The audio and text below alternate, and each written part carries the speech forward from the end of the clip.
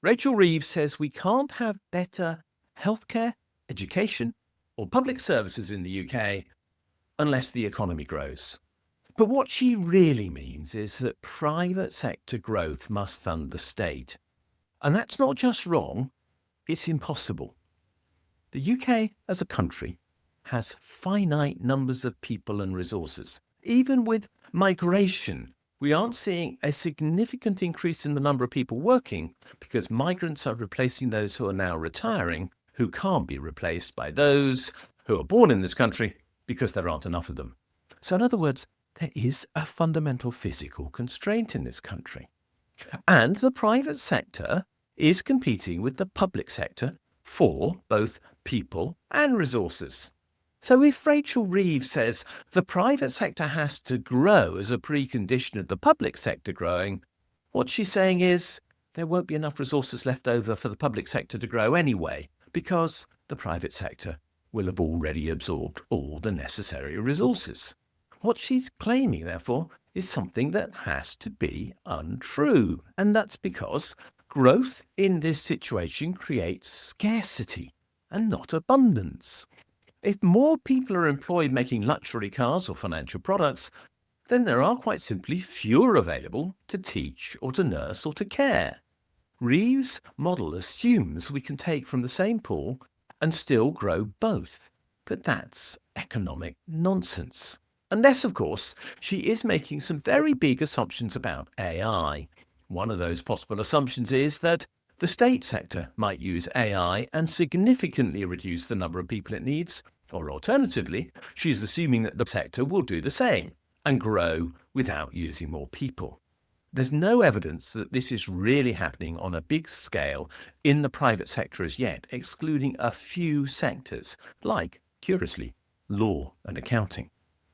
But there is most definitely a need for people in the public sector. Can a robot, for example, nurse your elderly parent?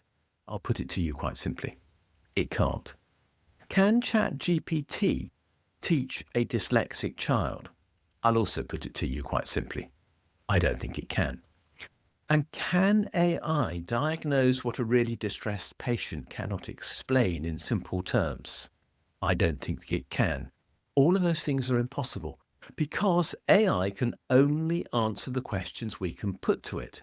But many people who need care or support or assistance with regard to teaching or whatever else it might be can't actually articulate what they need.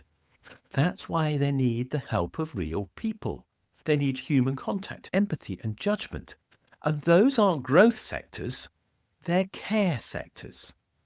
Reeves is demanding more private sector growth to fund public goods. But growth in the private sector will prevent resources being available to the public sector. And anyway, what she's trying to do is promote infinite consumption on a finite planet. Everything that she's talking about is a trap, and she's walked straight into it. It's as if she didn't see the fault in the argument before she presented it. Reeves isn't offering a new model. She's actually doubling down on Thatcherism. She's saying let the market grow and then hope to tax the scraps that are left over. In any other language, this is trickle-down economics.